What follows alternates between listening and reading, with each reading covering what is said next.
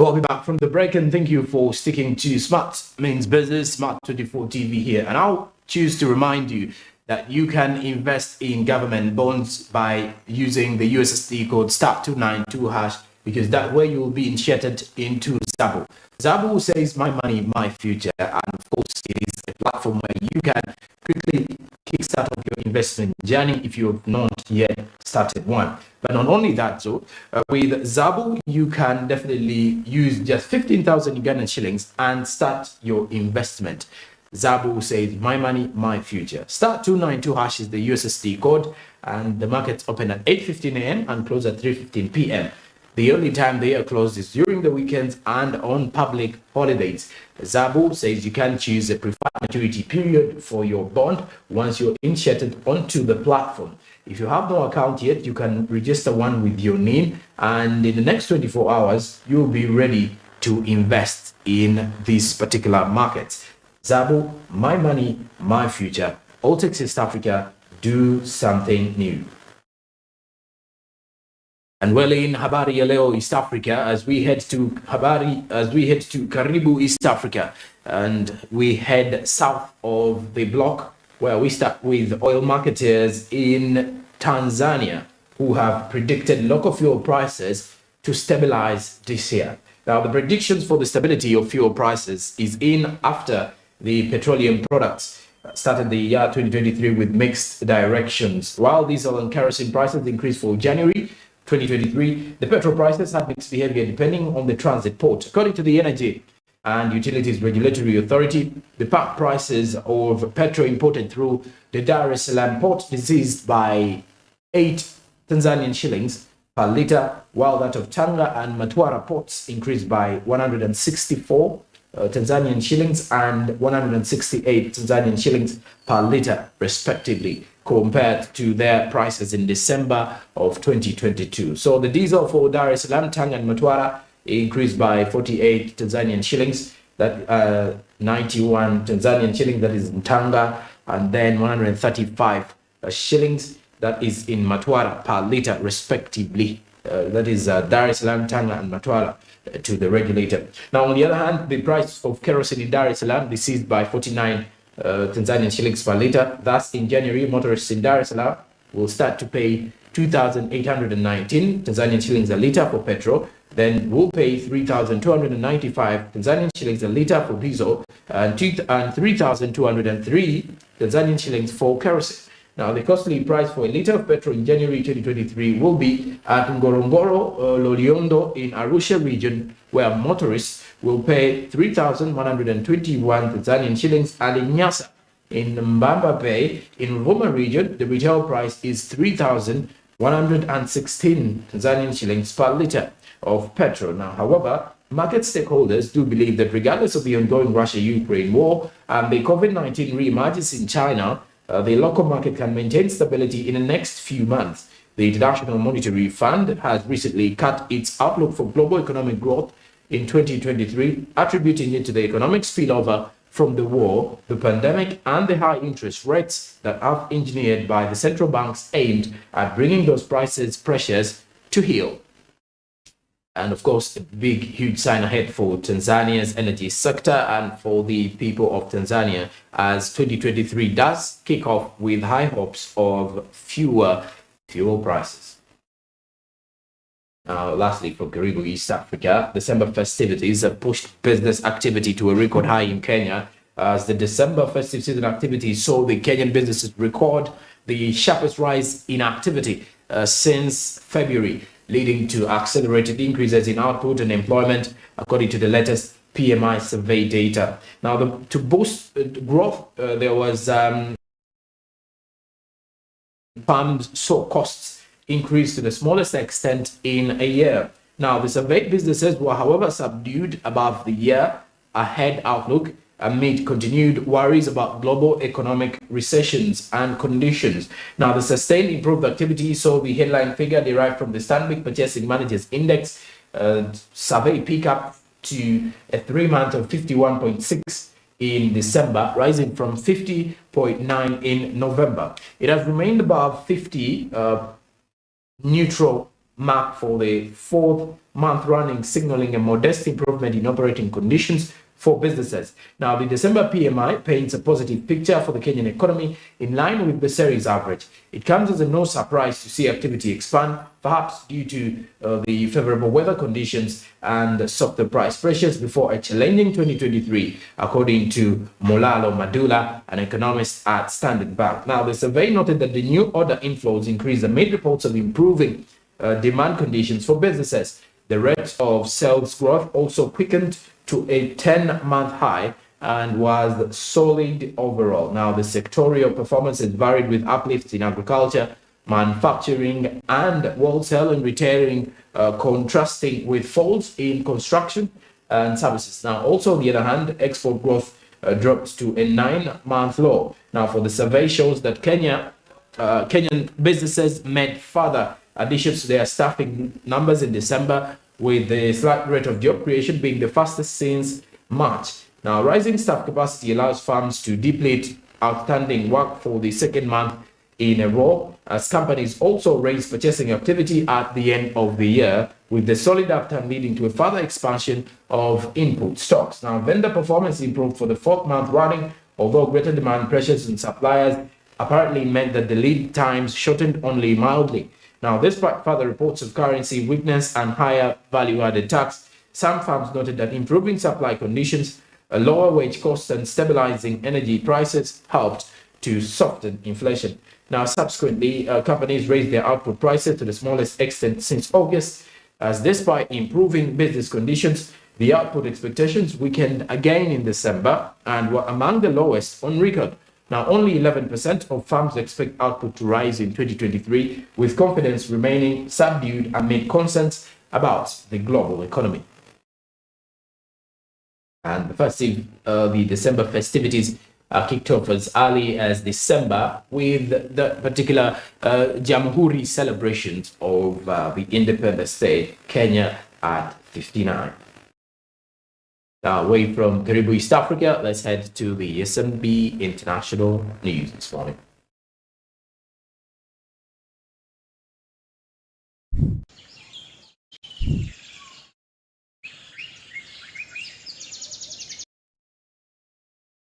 Well, now with Zimbabwe, there's been a ban of all lithium exports after the government said it was losing 1.7 billion euros from exporting it as a raw material or a raw mineral and non-processing it into batteries in the country. Now, lithium is so valuable, and as a component of electronic batteries, mostly for cars, mobile phones, as white gold, the price has gone.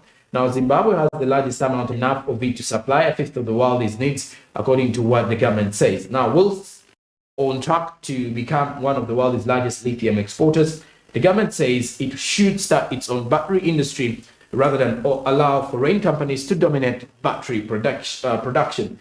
If it does succeed, it will mark a sea change for Zimbabwe's economy. Like many other mineral-rich African states, it is allowed that its raw materials or raw minerals will be extracted by multinationals for decades without developing local industries that could process them and create more jobs. Now, the Zimbabwean Ministry of Mines and Mining Development said it would also clamp down on the artisanal miners digging up lithium and smuggling the mineral across the borders. So it is not something that the Zimbabweans are definitely looking at, but well, it is something that everyone is excited about. Now, Zimbabwe has the largest amount of the lithium mineral in Africa and has enough of it to supply a fifth of what the world needs, according to what the government of Zimbabwe says. But whilst on the track to become one of the world's largest lithium exporters, the government says it should start its own battery industry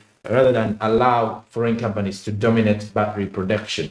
So it is, if this succeeds, it will mark a sea change for the trembling Zimbabwean economy, as many other mineral-rich African states have allowed its raw materials to be extracted by multinationals for decades without developing local industries that could process them and create many jobs.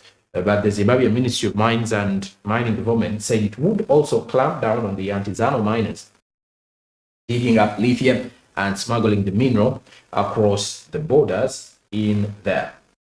Now, Away from that, we head to the West, where Amazon is set to axe 18,000 jobs as it cuts costs. This particular one is going to be the largest number in the firm's history as it battles to save costs. The online giant, which employs 1.5 million people globally, did not say which countries the job cuts would hit, but said they would include Europe onto this list. Now, most of the job losses will come from its consumer retail businesses, as its human resource division, as Amazon has seen sales slow after business boom during the pandemic, when customers bored at home spent a lot of their time online. Now, a potent combination of a downturn in advertising revenue due to businesses seeking to save cash alongside consumers spending less as the cost of living crisis bites is hitting tech firms even harder. Now, the other big techs, including Meta, which does on Facebook, Instagram, and WhatsApp, and cloud-based business consumers are spending less as the cost of living crisis bites, and it's actually hitting tech firms even harder. Now, on the other hand, when you look at Amazon, which already announced that it's cutting back on projects like the Echo, better known as Alexa, and delivery robots, which were nice to have, but not actually making money. Now, undoubtedly, there is a tendency in Silicon Valley for firms to hire and retain talented workers on attractive salaries, even when the year did not if the year didn't show any need of these workers. Now, on the other hand, primarily in order to stop them working for rivals, this is a culture which is a luxury in which big tech can no longer afford to maintain lately. Now, the Amazon employees affected by the cuts are expected to be told by 10th of January. Now, the move comes after the technology giant said last year that it would reduce its headcount without saying how many jobs would be cut. Now, there is a potent combination of a downturn in advertising revenues due to businesses seeking to save cash alongside consumers spending less as the cost of living crisis bites, as it's now hitting these tech firms even harder. So you can clearly get that for yourself as an individual and strongly focus on how these tech firms will be changing. Well, the journey for the digital transitions across the world is taking center stage this year, and it does look so predictable according to what the International Monetary Fund revealed in regards to how economies will be under recess in 2023. Hope that is something that is quite helpful to the other online companies within all those that are operating within the country. We are stretching our eyes off to the east, where China has announced reopening of the border with Hong Kong.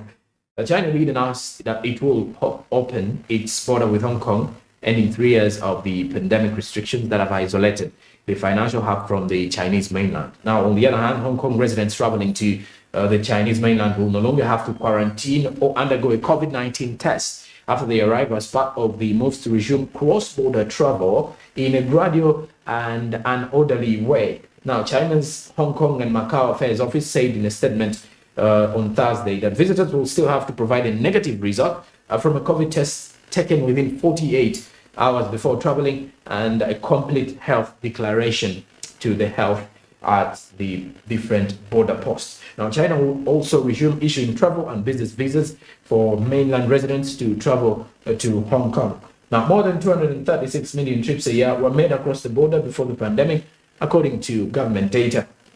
Now, the moves come after Beijing said it would reopen its international borders and scrap mandatory quarantine from January 8th.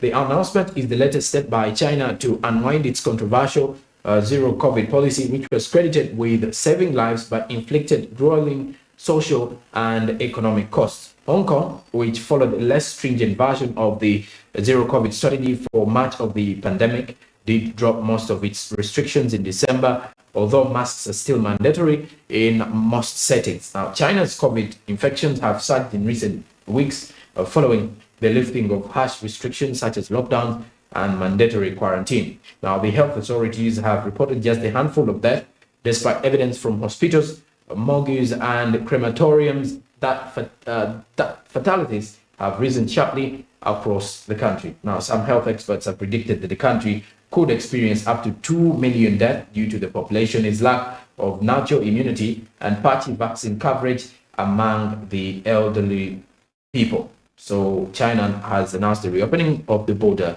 with Hong Kong, and of course they do believe that will be something to go by if you're to look at that. Now China has had a 3-year lockdown, having isolated itself from allowing in foreigners coming in. Well, those who have been coming in were going through mandated quarantine for a period of some good weeks, and of course something that has been affecting the traders who have been exporting to and importing from China.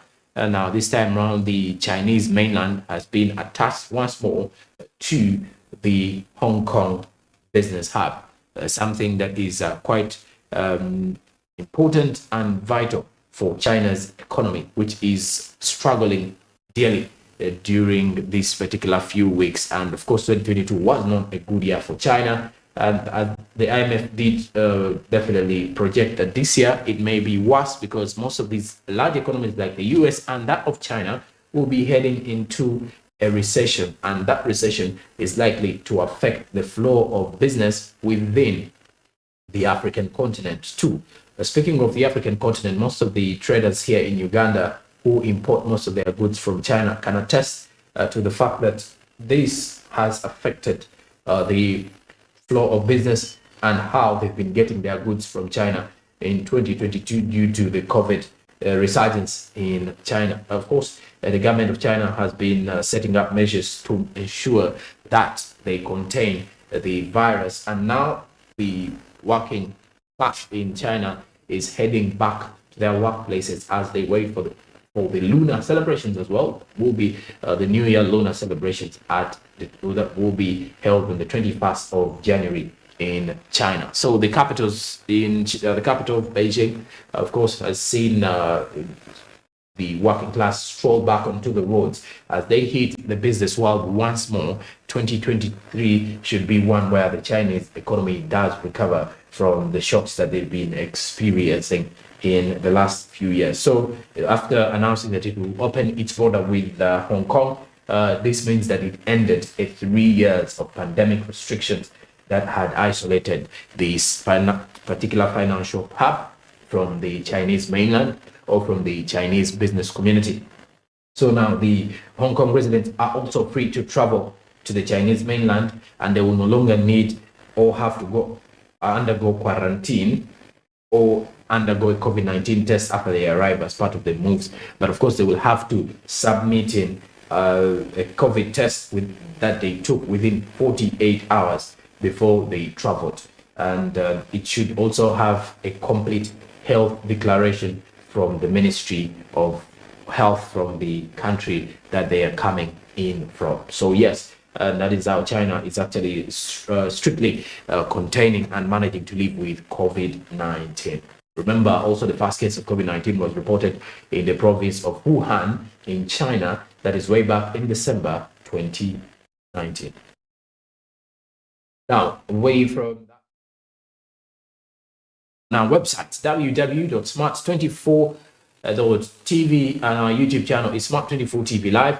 Then also, on the other hand, you can follow us on Twitter, Smart24TV, Facebook, Smart24TV Official, Instagram is Smart24_TV. I'm Joram Paul Sonko. You can follow me on Twitter, Facebook, and Instagram at Joram Paul Sonko on there. We are on mainstream at channel 394, that is GOTV. Then DSTV is channel 372 for more of the business, as we do run and drive your business for 24 hours every day here on Smart24 TV. Well, after the break, I've got lots of more business information coming through. We have business updates, entertainment business, and of course, we also got more from sports business and more business updates coming up in that particular hour. Not only that, though, we shall be having the social media trends, and of course, kicking it off at 8 will be the inspiration and motivation time as we continue to give you more of these particular highlights. Keep it Smart24 TV and Smart Means Business. I'll be right back.